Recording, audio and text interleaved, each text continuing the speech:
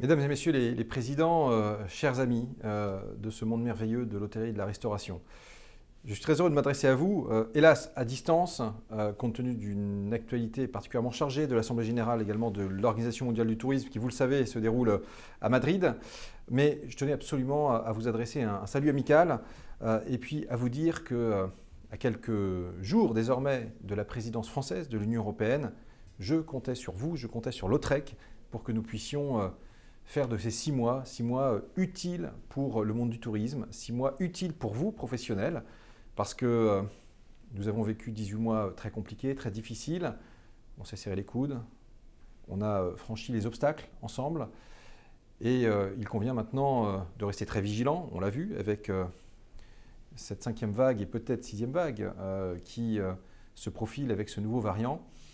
Et puis, naturellement, penser aussi au rebond, à la reconquête. Et je sais que pour avoir travaillé d'arrache-pied avec l'UMIH ou le GNI en France, eh bien, vous avez toutes et tous ce même ADN, cette envie justement d'aller au résultat, de faire des propositions.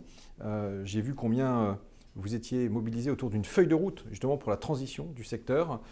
Et ça tombe bien, c'est l'ambition que porte le président de la République.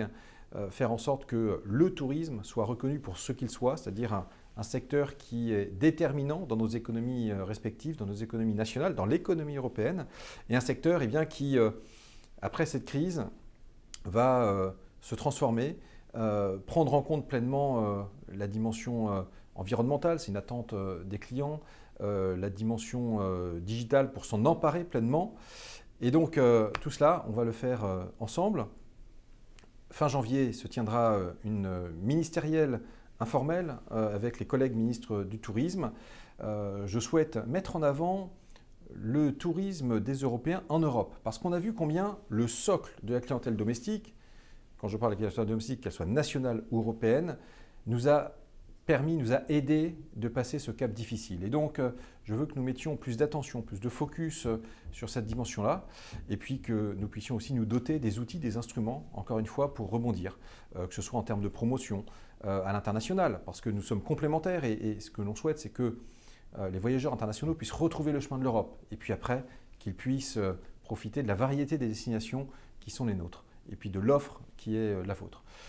Et puis non seulement en promotion, mais aussi en ingénierie, parce que c'est le moment d'investir, c'est le moment de vous aider à investir et à vous transformer, parce que dans cette économie de l'offre, il n'y a pas de mystère.